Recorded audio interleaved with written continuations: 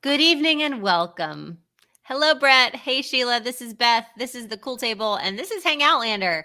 My friends Lachey and Andy are here with me tonight, and we're very glad that you guys are here as well because somebody's going to have to talk about this episode with Andy and Lachey because it won't be me. Because I don't remember what happened.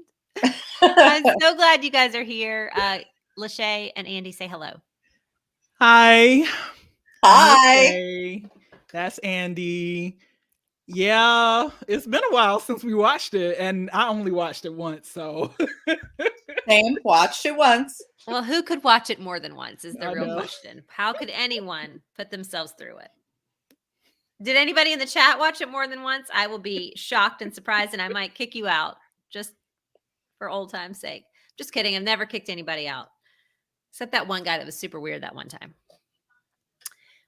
So I guess we can just talk about the season as a whole because the finale didn't feel like it was anything special. I don't know. So I didn't watch the middle part of this season at all, which I think was I think was par for the course. Someone texted or tweeted at me with the Nielsen ratings all the way through every episode of Outlander ever, and season 6 is like less than anything. Like the ratings are so low, you guys. I'm actually going to look it up and see if it has the numbers on there because it was embarrassing. It's like 0.5. Which I believe it though. I believe it because why would they do anything better than that after seasons 4 and 5? Like, who would come back besides those of us, that have other interests in the show than just watching it? And I'll have to tell you, even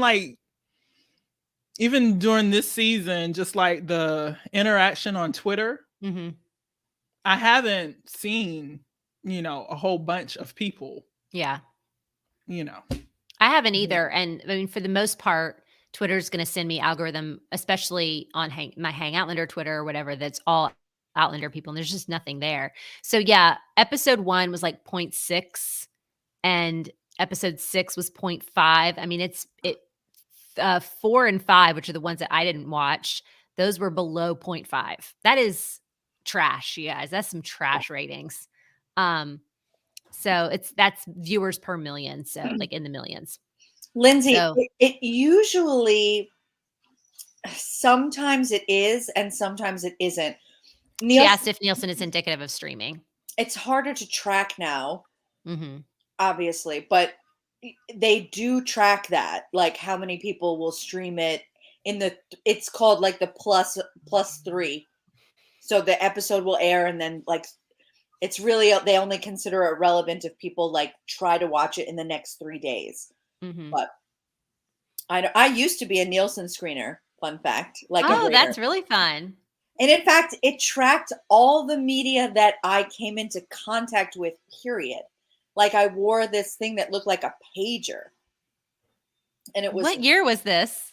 I kid you not, it wasn't that long ago. It was like 4 or 5 years ago. Wow. Because it needed to have a little microphone that came into contact with everything. Stuff that I watched on the computer, stuff that I streamed on my phone, stuff, like I even had a little dongle that they wanted me to attach to my phone and if I was watching something on my phone. It's wild how they track stuff now, but they paid me. Well, that's cool. Well, yeah. Diane just said that Outlander trended on Twitter. I don't think it trended nationally or internationally. It might have just been in your trending topics, Diane. Yeah. I don't think that it has trended openly since maybe the finale of season 5, and that may even be stretching it. It's just not. I haven't seen it.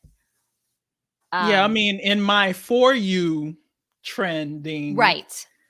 I've seen, like, even today, Sam was trending, and sorry, and I'm like, for a commercial or something he did, and it just like he's doing. I'm like, okay, Yeah, I don't think it's trended, worldwide or even in the U.S. in a very, very long time. It looks like Purely did Nielsen ratings in middle school. Fun. Alicia said, yeah, Outlander's always in my trending topics, but it's never on my USA trending. Yeah. But yeah, it's super trash ratings. And let's discuss why, you guys. Why is Outlander getting such bad ratings? What's your thoughts? Oh, because the story is terrible. It's boring. Everything about it is horrible. I mean, for me at least, and y'all have y'all's own opinions, but since season 4, I've just been like, oh my god, this is horrible. And I actually thought that this season was better than seasons 4 and 5. I actually do think that. I will give credit where it is due, but that's not to say it's great. It was just better than what we had before. So I think that for me, in terms of what I saw of season 6 and comparing it to seasons 4 and 5, which I thought were really, really trash, the difference is not in anything that makes it a more watchable show. It's that they took out some of the things in 4 and that were so problematic of 4 and 5. So, and then they quit trying to be, I don't know, Art Nouveau or whatever it was they were trying to do. All of the little devices they were trying to use that made it just almost embarrassing to watch in 4 and 5. I think they took a lot of that out.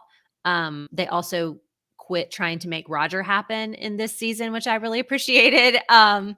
So I think there was a lot of that just went by the wayside. And so the season was a lot less.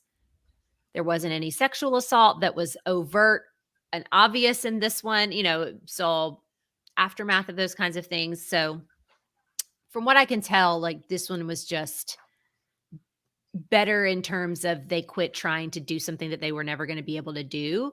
But the story is so boring. It is just very boring. It works. I feel like it works on the page and nothing works on the screen. So I definitely, I think actually them leaving Roger alone and trying less with Roger actually helped that character. Yeah. Because when you don't give a character super shitty writing, there's less opportunity for him to be shitty. Yeah. Like, God. Anyway. But also, it's so odd that this is one of my favorite books of the whole series. And I just don't get how it ended up so boring. And like Purely Muse was right. I'm assuming Purely Muse is a she because it's yes. Outlander. Purely Muse said she thought Marcelly and Fergus were great, and then the whole thing snooze fest. And that is absolutely right. When they disappeared, this plummeted. It tanked. None of it seemed important or relevant. There was absolutely no tension. The nonsense with what's her name? I don't even remember her name. What is it? That Malva? Yes, thank you. Sorry. When I couldn't even. It's a blip. It didn't even register. Yeah. All that stuff with the menage should have been hilarious. Mm-hmm. It should have been so funny. Yes. Nothing. I did not chuckle one time. Nope. I mean, it's a testament to how boring it is, or how just inconsequential the storylines are, that I skipped 2 episodes and I haven't read this book and I did not need any help figuring out what was going on, or you know what I mean? I didn't miss anything. Because the last episode was one string from the other of the first episode. Claire was still chilling with the ether. She was still having Lionel Brown flashes, and she hadn't told Jamie about it. The entire season was that. Nothing happened in the middle of those things to give them any push forward. And it was just really kind of boring. And I haven't read A Breath of Snow and Ashes, but I think that what makes it potentially some of what people like the most is I think it has super good Jamie and Claire moments. And yeah, I think that's it. And well, so when you read it for the first time, there are stakes, right? There are actual stakes. There is that tension that you're talking about. There's a lot more. It's just richer, there's so much going on. It's a lot of character development and study with the people on the ridge. We really didn't get that It was mostly just the family with a few, I guess, the Christies, and that's about it. There were so many more characters that would have enriched and enlivened this whole thing, and they just were missing. I mean, like the bugs, I mean, they were there, but they weren't there like they were in the books, just with their personalities. I mean, Mrs. Bug is supposed to be a chatterbox. She's supposed to like talk your ears off. You can't get a word in. Yeah. None of that. So that leads me to like what I think the actual problem is with this show. And I mean, in general, it's the writing, but I think it's just the pace. The pace of this show is incredibly, incredibly slow. And so if you actually were to break down what the beats are and what's happening from scene to scene and from episode to episode, there's very few things happening. Very few things. And then the way that they split it up makes the story not move you into that next idea. Like in this episode, I don't remember if it had to have been the one before the finale, but where Jamie is trying to figure out how, who Lizzie is pregnant with and who she's going to marry and all of that. And it could have been, a very interesting plot line, but it's interspersed with the other shit that was going on in that episode. And every time they came back to it, there was no frenetic energy to get that to have that story move forward. I wasn't interested still in Lizzie and the twins because of the way they paced out what was happening with Lizzie and the twins. And so there's no story there because it fell completely flat. And some people were talking about, I think Diane just said the actress wanted it to be taken seriously and it quelled all the humor. That's true. But also the way it was paced, the way it was edited into the rest of the episode, all of it lost all meaning. Jamie wasn't even interesting in that So way. I haven't been reading like any of the, are y'all telling me that the actress asked for this to be more serious? I think she just means how she was playing it. Oh, I don't know. I hadn't heard that. I thought that whole thing should have been, I mean, and God knows nothing funny happens in the show. There needs to be something to lighten it. Yeah. That's funny. She ends up falling in love with like two dudes. I actually thought it was funny. I understand why you wouldn't want to do this. When she sleeps with the second one and doesn't even realize. In the show, they changed it so that she knows she's sleeping with both of them. So it's not like they took advantage of her. When in the book, it's very clear that they took advantage of the fact that she couldn't tell them apart and she was just banging them both. But to me, there's so much dark stuff that happens in the show. Just give it to me. Like, it's fine. As long as she's okay with it. Yeah, there's one tiny moment where she tells Claire that they're identical everywhere, and Claire's face is like, "Oh, all right." And that was the only humorous bit in that entire thing. How is Jamie, who is very funny and who sees, humor in all kinds of things, why are he and Claire not cracking up behind the scenes? Why are they not like losing? There's just nothing there. They're so boring. Wait, Bree and Roger weren't there for this, where they had already left, right? No, because Roger married him still. He's still married one set of. So no, they were there for it. They weren't cracking up either. They're modern people. This should have made them howl with laughter. Yeah. Jamie being scandalized should be hilarious. Instead, they turned him into a stern dad. No thanks. I mean, it was just not good. That's like one of the most interesting things that Diana Gabaldon was able to write is like threesoming it with these twins, and it fell completely flat. I was bored. I was bored out of my gourd. Well, the whole show. I mean, the whole show is that way. The characters that should be like just popping off of the screen are just not. Case in point, Ian. I just hate what they've done with Ian. I hate what they've done with Roger. I know Roger is not y'all's favorite character. I did like him in the book. Yeah. I like Roger. I really do. I thought he was significantly better this season than he was the last two seasons. For sure. Yeah. There's anybody who says differently is an idiot. But I liked Roger the first time I read the books and until probably Drums.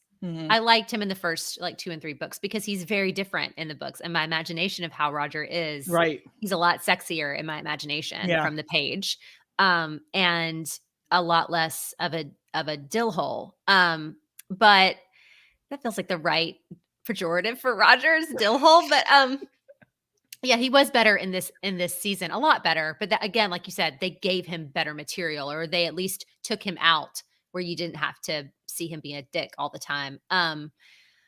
Why did we have a protracted Roger and Brianna sex scene in the finale episode? Anybody want to give me an answer for that?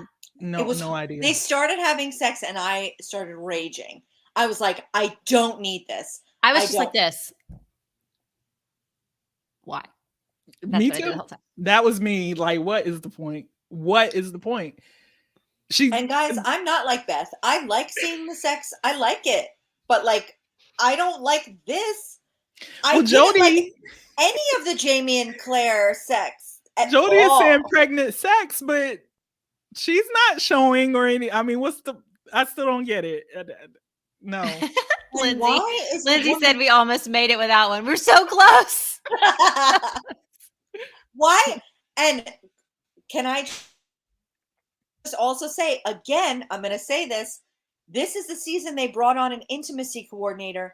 And this is the season that the sex has been boring, horribly boring. It's the same woman on top, slow, a couple of like bounces, and we're done. I hate it. I think that the Jamie and Claire sex scene, and I guess it was in the finale where they're on their sides and he's just like rocking her. I like that because I like that position. I think it's a good one. And I think that it was obvious like why they were doing it, because it was very much they could hide Katrina's belly and she didn't have to do the on top thing, and like she wasn't she wasn't visually like on display. So that was fine. Again, it was a little, that one I thought like it made sense for it to be soft and sweet because she's just explained to him all of her PTSD issues and all of that kind of stuff. And so they're just kind of like coming together in that moment. That made sense to me. But we did not need to see Roger and Brianna having a whole ass sex scene. I think that they were doing what they think is fan service for the Breeder stands. And are there still Breeder stands? You only have 0.4 million people watching this show. What is that? 400,000 people? You have hardly any people watching this show. You don't have Breeder stands watching the show anymore. And you don't need to like cater to them. Trust me. Diane said the sex scene not needed in its entirety, though the dialogue was charming. Wish after they discussed the scenic route, we just saw him moving to go down on her and nothing more. Yeah, she mentions the scenic route and then he doesn't go down on her, which is a point against Roger. Always. Also, it looked like he was using that car on her. And I was like, you're going to give this to your kid later? He's a toddler. He's going to put that in his mouth. And y'all can't disinfect it. So that was not okay with me. Oh, sweet Lord. I really think through the logistics of these things. And so should the intimacy coordinator. I just did not pay close enough attention to that scene. It kind of came on and I just kind of zoned out. If he's going to use a toy, if he's going to use a toy as a sex toy, you better have a way to disinfect it before you give it to your toddler. I agree. You know? I agree. Sheila just said, I don't think it was Sam and Katrina with their legs and bodies, only when it was a kissing shot. That was Sam's legs. I'm pretty sure. Did you see all those moles? He always skips leg day. Did you see all those moles? That's Sam. Mean. I have moles. It's not mean. I'm saying. I have a big leg mole. Saying. And why, since Rick had his own hair, did they not let it down? Why do all the men have their hair tied back when they're sexy and sleeping? I do not understand the men's wigs, but I will say this. I want to say this, and this is a positive thing for the Outlander production, especially makeup and hair. Okay, so this is a first. Here we go. I saw Multiverse of Madness last weekend, and okay, if Marvel Studios cannot get Benedict Cumberbatch's lace front to look real, I'll give you that Jamie Fraser's looks fine. It looks fine. It looks fine. Because he looked like Wooly Willy, like it was just Benedict Cumberbatch. Dr. Strange. It was I'm going to ask y'all to awful. stop though, because I have not seen it yet. I'm not going to, no spoilers. Okay, listen, Lachey, the spoiler for you is keep an eye on his hair. I will. Let me tell you. You won't be able to look away from his hair.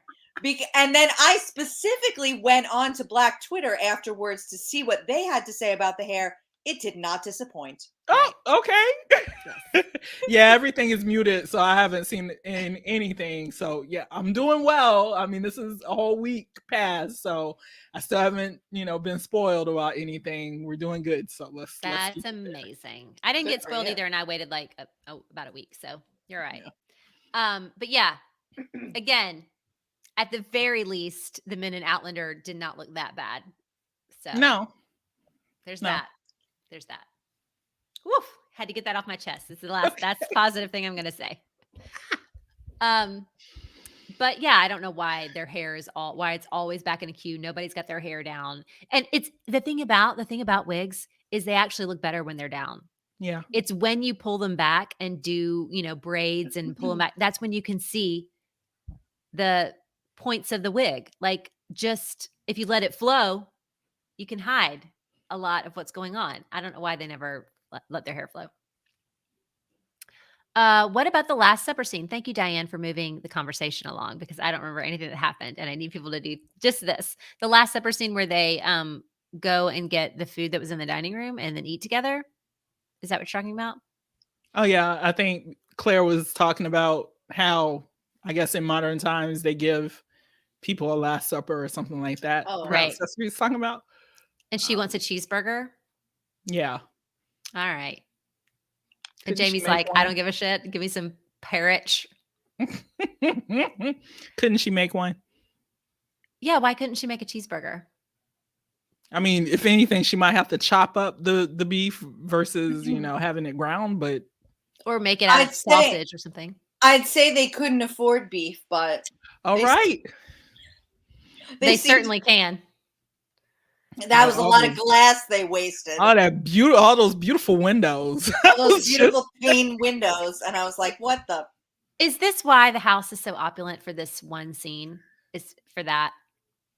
I don't know. I don't know why the house is opulent. It is absolutely inexplicable. And it's even more preposterous in this episode where the glass is breaking everywhere and all those beautiful. You had to run and shut all the doors. I was like, are you kidding me? There's another door open. How has no one gotten in this house yet? Freaking all the wallpaper. And I was like, this is just. Yeah, there's so many entrances. Everything's a portico. You could just come in a different portico. Right. And there you are. But yeah, I thought that the Last Supper scene was sweet, but again, the pacing was off. I think that the writing was fine. I think that what they had to say to each other looked like it was probably right out of the book. But it was so boring that all of the emotion was sucked out of it because they were in a siege moment and they should have been, really scared, but their siege, this is what killed me. The entire thing of everybody coming at them, starting to shoot at them, and then them shooting and her having all these long guns like ready for him and stuff like that had no kinetic, frenetic energy attached to it. It was just like, here. Oh, there's a shot. Oh no. Claire. Like, and it was the same thing over and over again. And you never felt like they were really in any danger. Well, that goes back to never realizing that Claire was near death's door when she was sick. Right. There are no stakes in this scene. That nothing is really going to harm. They're not going to be hurt. They're definitely not going to be killed. Even when they're talking about there's no one there to help them, you're not worried. Oh, well, no one showed up. Yeah. They're not even like moving away from the windows. They're hanging out by the hearth that they lit so that everybody knows exactly where in the house they are. You know what I mean? Like it's nothing makes any sense. It's like they're just trying to get us from beat to beat and they take the most meandering path to get there and the most boring possible, editing to get us to those spots. I cannot believe that it's even honestly still on the air. That's how boring it is. And then it took 25 minutes to get cleared to the jail. Okay, so let me just say, I have been so uninterested in this season of television that I was watching this so that I could prepare. Because I told these ladies that we would do a final Hangoutlander, and I finished the finale. This last episode. What is it? Episode 8?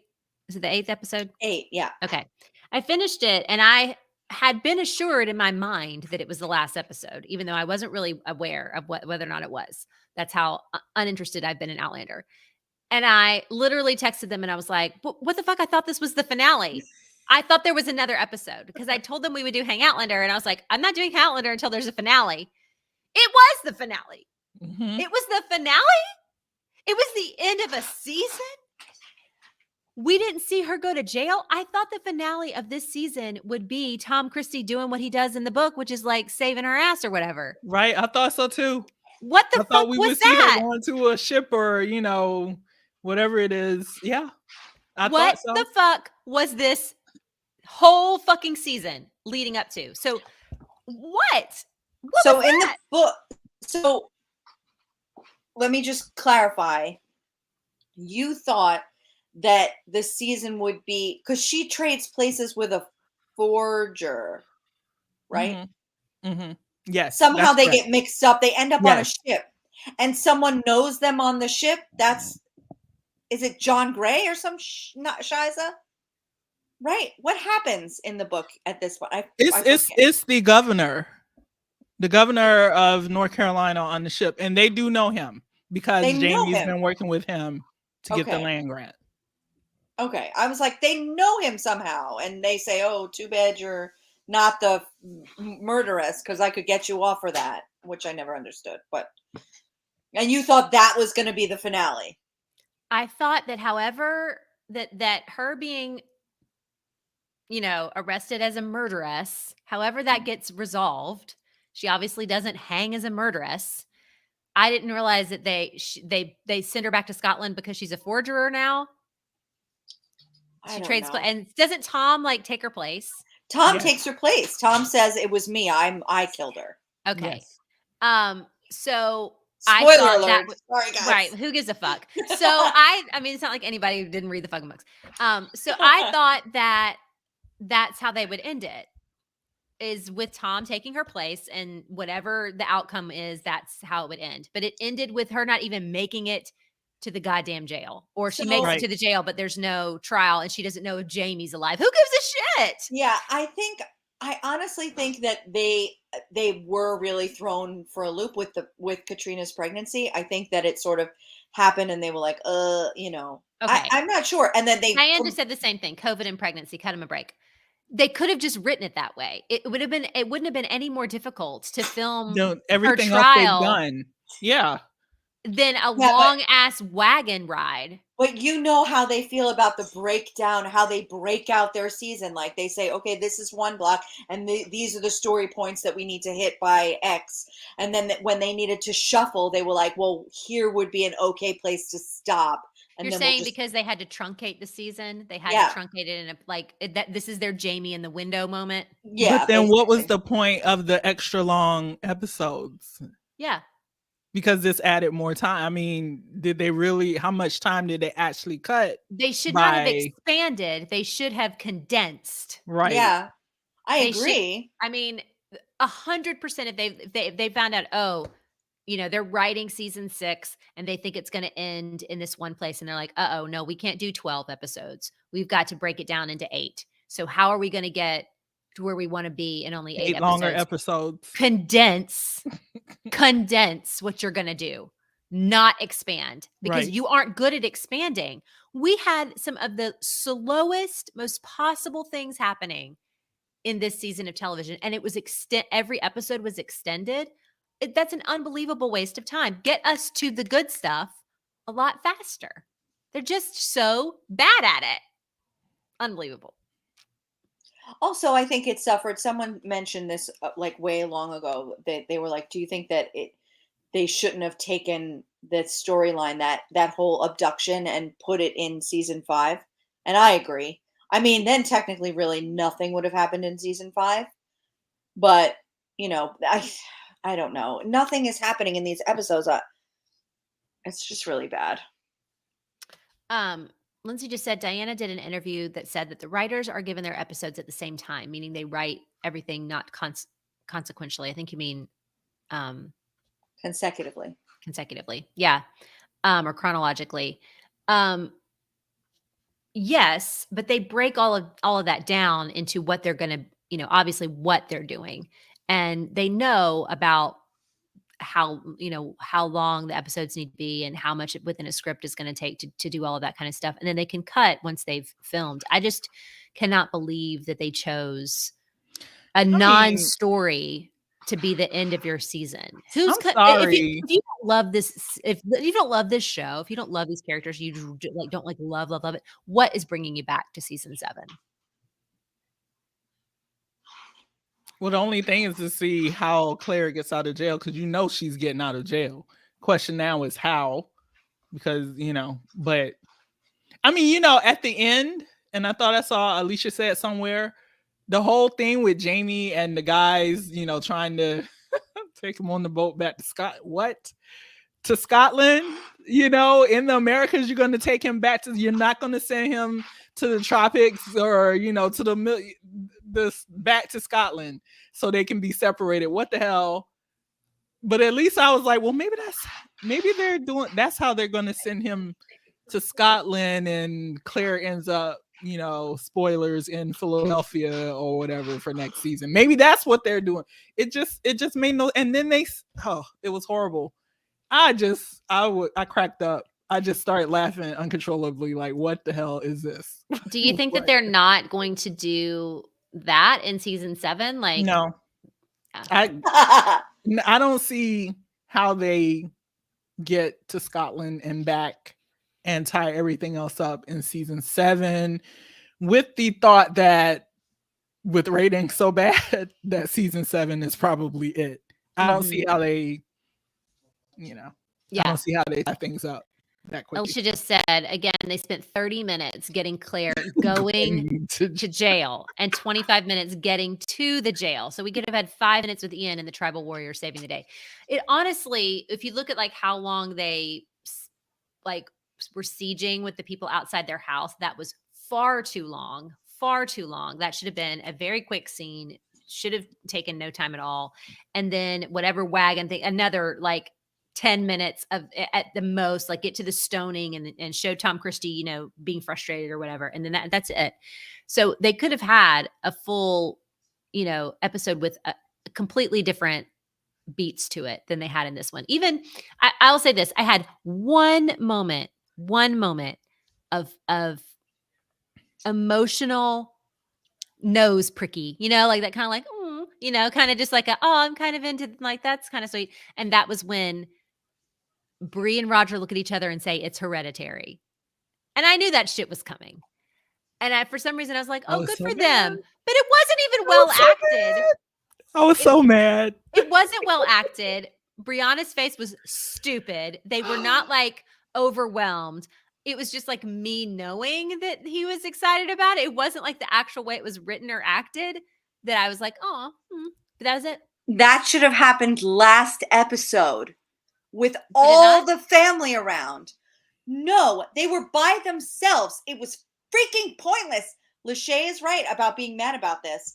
That should have happened when they were all there. And Claire is the one who is the doctor and says, yeah, that kind of mark usually is hereditary. And then he sits down and goes, I think I have lice too. So that they shave his head, and so that you can see. And then actually show him getting his hair cut. I would have appreciated seeing him, with a shaved head. I mean, my gosh, how long does it take for his hair to grow back? I mean, for this role or whatever, it would have been fine. It wasn't as bad as Bottom of the Ninth, back when Jamie and Claire weren't with Bree when she had Jim, but it was damn near close. Just as egregious as Bottom of the Ninth. The fact that they just made this discovery on their own alone I was super pissed. They are determined to take any moment that might have been good between Roger and Bree. Yeah. Ruin it. Yeah. Ruin it. Any moment that maybe there would be a glimmer of something where you'd be like, oh, that's nice. And then just be like. I think that's the actors, honestly. It might be. No, it might be. I don't think so. Why could they not have been in the scene with the rest of the family? The car stuff, I didn't mind until they started like undressing each other. Then I was like, I don't like this. Make it stop. But like, I don't know. I feel like I just feel like I'm so negative Nancy about it, but I will not quit. I am not a quitter. I will watch this shit. I'm a quitter. I'm not gonna lie. I'm quitting. I've watched Heartstopper 8 times this past couple of weeks. That's a good fucking show. I'm trying to decide.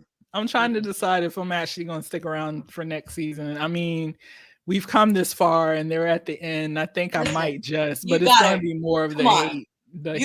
You've done 6 seasons, Lachey. You cannot quit now. That's just one more. Look at this. Lindsay just said, I seriously think something happened between Sam and Sophie. They absolutely refused to put them in a good scene together. I didn't even pay attention to that. Yeah, maybe. Maybe. There's a lot of speculation that they were dating. Okay. Yeah, I remember y'all talk about that before. So then she figured out. I miss all that stuff. I never paid attention to that stuff. So what, Andy? Nope, I'm not gonna say it. Nope. I'm not saying it. Nope. Yeah, she's here just stroking right here, and I'm like, I just want to know what you were gonna say. A damn thing. That is mean. I will not speculate on that. That's nope. Even though everybody knows what I think about that. She'll tell us after, and then I'll tweet it to everyone. Oh man. My Roger goodness. remembering almost breaking up after this disastrous words to Bree in North Carolina, and she remembering they did break up, and Roger replying, but then I pursued you through time. Did that happen? That did happen. I remember that happening. Was that in the sex scene that I wasn't paying attention to? Mm-hmm. Okay. Well. And my imagination of the Roger in my brain saying that, it's hot, but not this Roger and not this show. You know? There is so much good material that they just the Ut McGilvray, or however you pronounce the name, the German family that Lizzie was supposed to marry into, Manfred, realizing, or Claire realizing that Manfred, the guy that Lizzie was engaged to, actually has syphilis, and then the mom just getting so upset, and then Claire going berserk on her, and then Rollo and Ian coming to see what's going on, and at the end, Ian says, that big ass, you had it right there. It was right there, Rollo. Why didn't you bite her? I mean, come on. That would have been hilarious. That would have given us something else. Yeah, it definitely would have filled space. Scenes like that just, were ignored completely. Characters that would just ignore completely. I also don't think Alan Christie was in enough. No, I agree. No, definitely not. Definitely. Look, and I'm not expecting that all of his like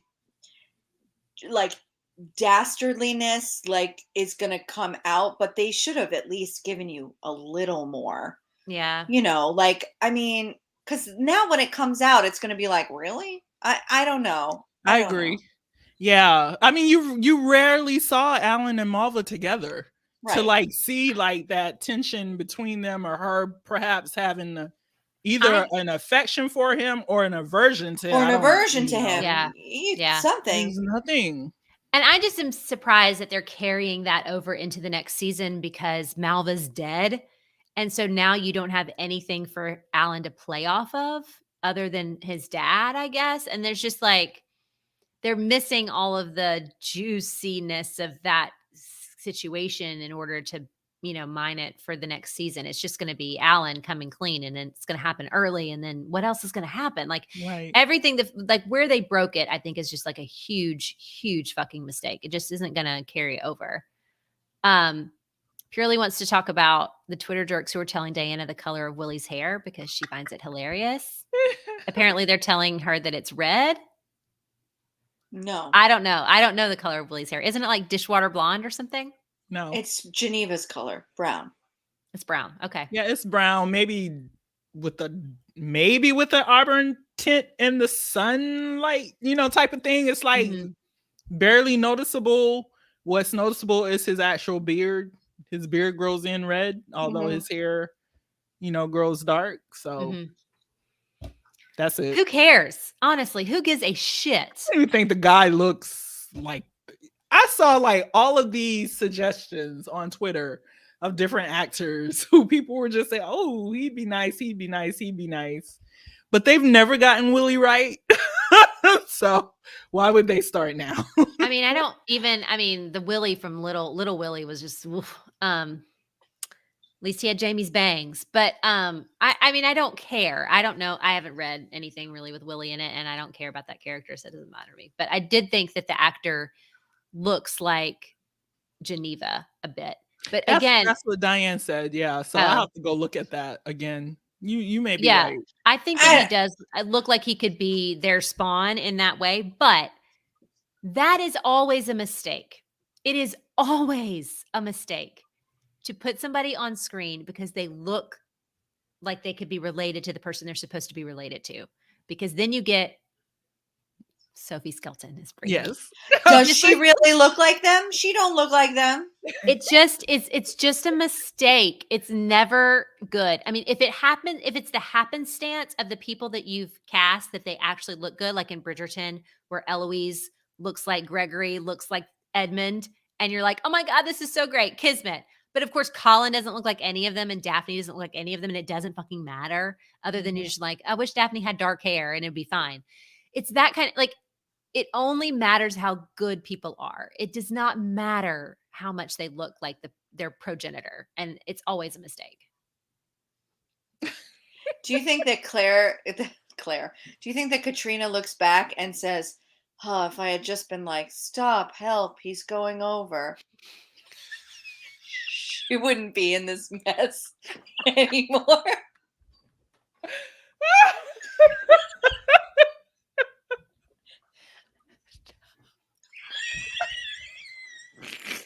Because those idiots would have cast her anyway. Oh, God. Obviously, they weren't really looking for the best person they could find. Oh, no. Mm-mm. No.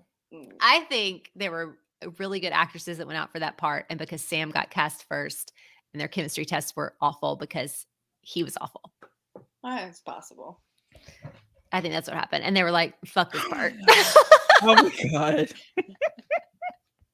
I love Katrina, actually. I mean, I talk shit about her breathing during the sex scenes, but hey, it's an affectation. It is what it is. I love her, though, compared to everyone. Yeah, she's like the only one this whole season that gave me something, right? Yeah.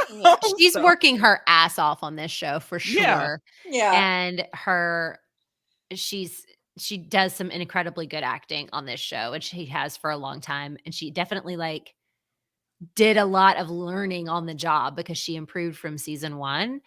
And now I think it's just, unfortunately, the material's too tired. Mm-hmm. Like if you threw 2021 Katrina in season 1 would have been fire. Like it was good anyway, but she's a much better actress now, and the material earlier was so much better. Like those seasons would have been unreal. But you know who else was there in season 1? Oh yeah, it's Tobias. Yeah, Tobias, and it's Graham. Honestly, it's Tobias, Graham, and I really think Lata did a fantastic beautiful. job too. And Sam was good in season 1. What's his name too? Column. Yeah, Oh, so good. That actor is so good. See how they had so many different characters and everything, and they all played off each other and interacted with each other, and they had different storylines, and you could kind of see what was going on with everyone. None of that anymore. It's just the Frasers and whoever's in the immediate storyline. There are no other people. I mean, this is supposed to be the Ridge. Yeah. The Ridge is supposed to be being settled by people, and we see people working, I guess, but we don't meet anyone else. Right. You never have any idea. In fact, there was a lady in the, come to kill the witch scene, who was like screaming about her being a witch. And I thought it was Mrs. Bug. I was like, why is Mrs. Bug there? Why is she saying that? Because she didn't look different enough. Yeah. And we haven't seen Mrs. Bug enough for me to like know that that's not who that was. But yeah, if they had taken the time to expand the story beyond Claire and the ether and her PTSD. I mean, what did Jamie do this season? What was Jamie's story? What was Jamie's story this season? I think he just kind of cleaned up for everyone else. Right. Well, I mean, he had that Indian agent. He was an Indian agent for one episode. He cleaned up everyone else's messes. He helped Ian. He helped Lizzie.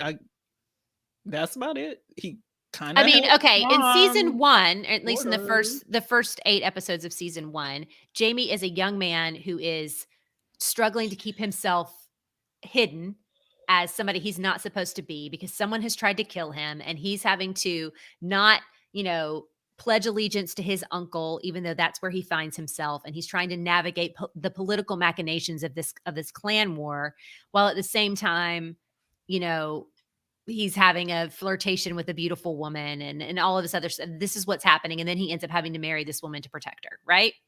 He has a story in season 1. What is his story in this one? He's the laird of the Ridge, and all he's basically doing is walking around making the same face. He's the laird of the Ridge with no people. Yeah. There's nothing happening. There's nothing going on. Alicia just said Jamie's A Breath of Snow and Ash's story is way better than what was on the screen because it echoes Jamie from the first book, because he becomes the laird of the Ridge. And then he's still riding that political line where he has to decide when to declare, that he's with the rebels and all that kind of stuff. But they didn't give us any of that. They didn't give us any of that. That tension of, you're a loyalist now, and like this is your work as an Indian agent where they want you to be a loyalist, but like at what point do you? And instead of like sprinkling a little tiny pieces of it through the whole season, it's just one episode where he's an Indian agent, one episode where he goes to the Sons of Liberty and they're like, get out of here, you're clearly not. But there should have been conflict for that, like when he's trying to get in with the Sons of Liberty and they're like, get out of here, you loyalist fuck. But like what? And then you dropped it once he left the Sons of Liberty. That was it. We didn't see anything with the Sons of Liberty again. So frustrating. Especially because one of the things that frustrated me about the way that they started writing Jamie after season 1 is that and they did it a little bit in the second part of season 1, which I remember people were pissed about in that one episode. I think it wasn't Rent. Maybe it was Rent, where he gets like real prideful and acts like a dumbass about the rents or whatever when the tenants were coming, and everybody was pissed because it was so out of character. And the thing is that Jamie doesn't get confused. He doesn't walk into a room full of men and not know how to politically maneuver what's happening. And he knew how to do that as a 23-year-old back at Castle Leak. So the fact that he can't do it on his own, in his 50s, on his own land, in a world where he knows what the future is going to be, is ridiculous. He shouldn't be fumbling around with the Indians. He shouldn't be going to a sit down with the native chiefs or whatever and have a confused look on his face, like he doesn't know what's happening. Like he doesn't know what the next step is supposed to be. Jamie is competent above everything else. No matter what he sets his mind out to do, unless it's singing, the man is motherfucking competent. Yes. And he always seems like he's on the back foot in this show. And it is the one thing that when you break down what happens in every scene and why it falls apart, and sometimes we're making fun of Sam's acting, or we're making fun of what they're saying, or making fun, we're talking about how the pacing is wrong. It boils down to the fact they do not fundamentally understand Jamie Fraser's character. They do not give him the competency to know that his wife is struggling and to say the right thing when she finally explains it to him. Right. He has the same fucking confused look on his face. And that is because they don't write Jamie correctly. And I don't know how in the fuck Diana Gabaldon let that motherfucking thing go. How in the world has she not stood up and said, that is not what Jamie would do? I don't get it. That's a good point. Diane just said, I think that they try mildly to make him less perfect. And yet in the books, he's more complicated through perhaps not as worshipable. Yeah, I mean, they are trying to like bring down what Ron Moore was constantly talking about as the king of men. And they try to make him more real world instead of superhero Jamie. But he's superhero Jamie in the book. He is a superhero. That's kind of the whole point. And that's not to say that we always like him in the book. I don't always like Jamie Fraser in the books. Right. There are times I'm just like, he's a straight asshole. And his mistakes are part of that. Like his mistakes come out of being the superhero guy. Yes. It comes out when he beats Claire in season 1 or whatever, when he feels like he has to make certain moves in order to contain the issue of what's going on. And then it's a mistake that he has to atone for. That shit's good. That's the good shit. Mm-hmm. I don't get it. And like he can stumble. He gets bitten by a snake. They went through all his litany of ways in which he had, almost died or whatever. He can stumble in battle. He can stumble in making an incorrect decision. But the fundamental aspect of who he is competency and clear-headedness and correct decisions. And I'm sorry that alliterated. I'm a pastor's daughter and they alliterate their sermons and my brain alliterates as well.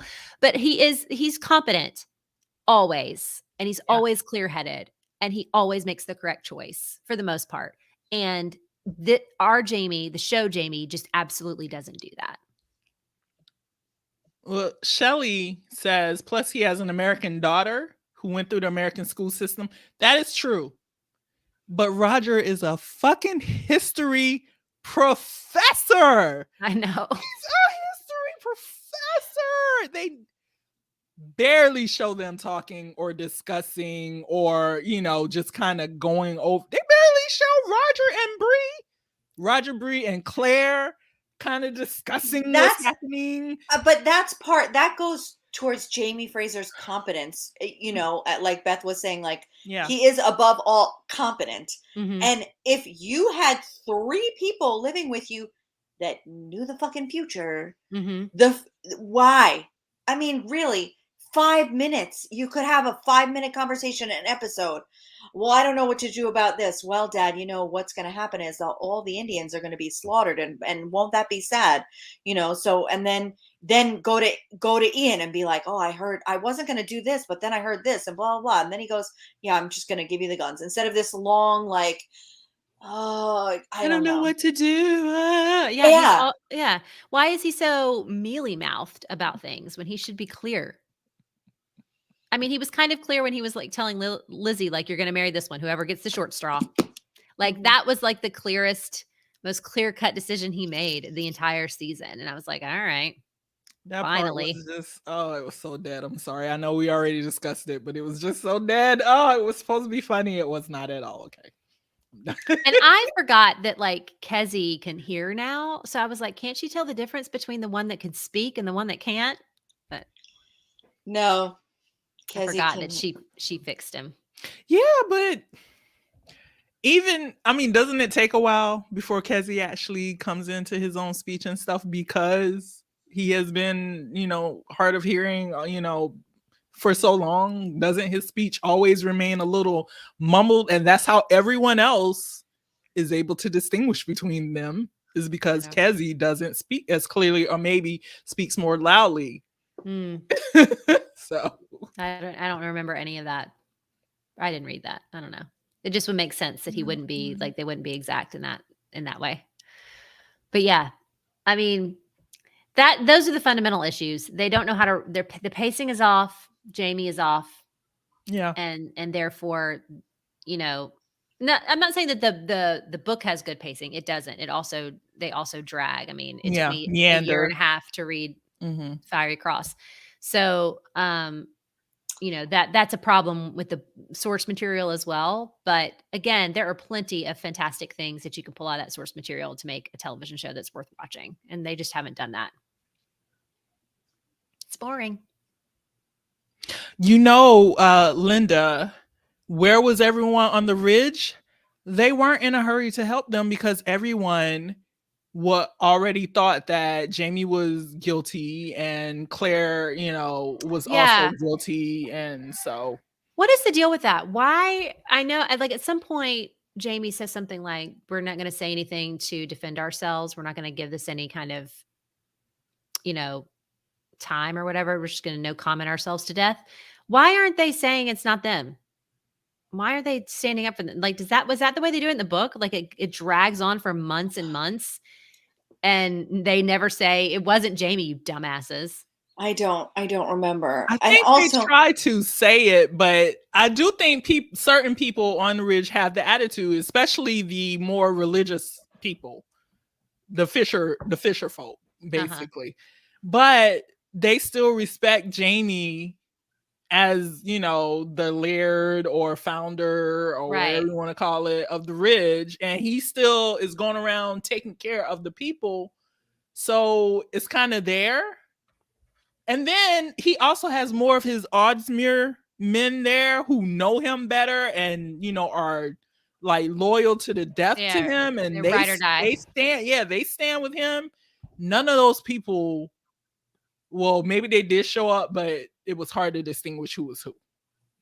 So Alicia says, in the book, Roger preaches a sermon about it, but the Fisher folk are very convinced it was Claire. So Roger tells them in a sermon that she didn't kill her and that Jamie wasn't the father of the baby. I just would assume that, like, every time that they heard it, they'd be like, it wasn't us. And also, Ian saw her with this dude and somebody else saw her with this dude. And why didn't they just be like, she was sleeping with everybody? Like, I just don't get, like, I cannot handle when people don't, like, speak your truth. Right. How long was Claire in jail? Was it a year? I don't think it was a year. Surely not. Was she not there for Mandy's birth? Again? Yeah, she was. Another birth she's going to miss? If she misses another birth, you guys. What if they, like, try to switch it around and, like, everything cool that happened at Jimmy's birth, they just give to Mandy's birth? Dumb. It doesn't make sense now because Roger is there. The whole point of having Jamie, well, Claire is going to be there anyway because she's the daughter, But the whole reason of Jamie being there and being by Bree's side when Jimmy was born was because Roger was not. Yeah, well, maybe Roger will be at the presbytery being a minister. Yeah. They could still fix it.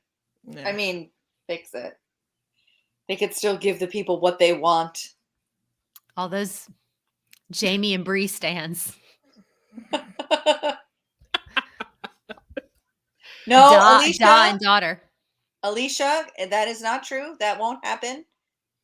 In the stones, the leaked photos show that there is baby in arms going through the stones. Yes, that's true. Spoiler alert. Sorry.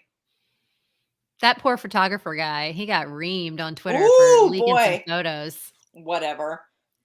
Well, all 400,000 people got mad? Right. Totally missed it. I wanted the 400,000. I totally missed it. I wonder if it's if Twitter's like 2% of the people that watch the show are actually on Twitter. That's probably like 40 people. Oh, well. Okay. I don't have anything else to say. I'm sure it's that all this the same. Some very mean. Be some very mean YouTube comments on this one. Oh, I thought season 6 was better than 4 and 5. I'll give them that. I fully agree. I think the show suffered once we lost Marcelly and Fergus. They were a real bright spot in this season. Unlike you, I still like young Ian. Oh God, he's my favorite character. So I really like John Bell. They don't use him enough, but I like John Bell. I think what they use him for, I enjoy. Like that scene at the end, that did make me smile when at the all 5 minutes and there they are on the shore and then they're young Ian charging down the hill and he like saved the day. I was like, yeah. Yeah, that was nice. That. Well, it's nice. Okay. That's it. Like, it's just nice. It's just nice. Oh, yeah. Whereas, like, you know, when I'm watching other shows, I'm like, oh my God. And I'm so happy or I'm like so freaked out or whatever. And this I'm like, I mean, I think that's what it was supposed to be, that scene. And yeah. It should have been like a great hurrah. And it was just kind of bland. Let's go get Claire. Yeah. I was expecting them to go get Claire. I can't believe it ended when it did. I really honestly thought it was not the finale. Lindsay just said, I wonder when the end of the series announcement versus continuing will happen. My guess is not until right before season 7 premieres. Right before it premieres, I would say. Mm-hmm. So whenever that's going to be, they'll let us know that it's the end. They're not going to do that ahead of that before then. When they start having rap parties and stuff. Yeah. Nancy asked, with such low ratings, do they cut the budget? The budgets are usually determined prior to the season being ordered. But I don't know. They could. They definitely could be like, you guys are not hitting it. But all of the location scouting and all of the set building and all of that kind of stuff has been done already. You know, like that gets done early. And so budgets are set before the ratings really come out. Mm-hmm. So if they were going to cut it, I think it would be for the following season, if they were going to do a season 8. That's my guess. So my thing is that if they're going to burn that giant house set down. Oh, another thing that they did, they spent all this time. Well, they actually spent some time setting up the whole Wendigo. Oh, yes. Oh, yes. And then he didn't show up. Dropped it entirely. No more about the Wendigo guy. There was a line, right? Brown said, oh, that guy or something like that. And I was like, are we seriously not going to have him in this episode? They almost showed him and then almost showed him. And I was like, this is stupid. Yeah. No one is going to remember that. Yeah. That seems to me like one of the things that got put in early before they knew they were truncating the season and then got pulled, had to get pulled out because they chose to expand instead of condense. Mm-hmm. Stars is being sold? I didn't know that. I don't pay attention to Stars anymore. Well, I mean, if that's not a death knell, as if the show wasn't on its last legs already. Ding dong. Yeah. Bye. Okay. All right. It's been an hour. And I'm done. Thank you guys for joining us. I hope that I didn't make you hate me. You can hate the show more, but save your hate for that and not for me. I'm sweet in real life. But yeah, good night. Thanks for joining us. I love you all. Oh, Lionsgate is selling it. All right. Interesting. To whom is the question? Quibi? Quibi. Stop.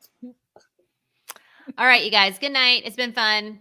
Yay, we don't have to talk about Outlander for another 2 years. Yay, bye. Well, we still have to finish Bees. So. Oh, fuck that. Bye, guys.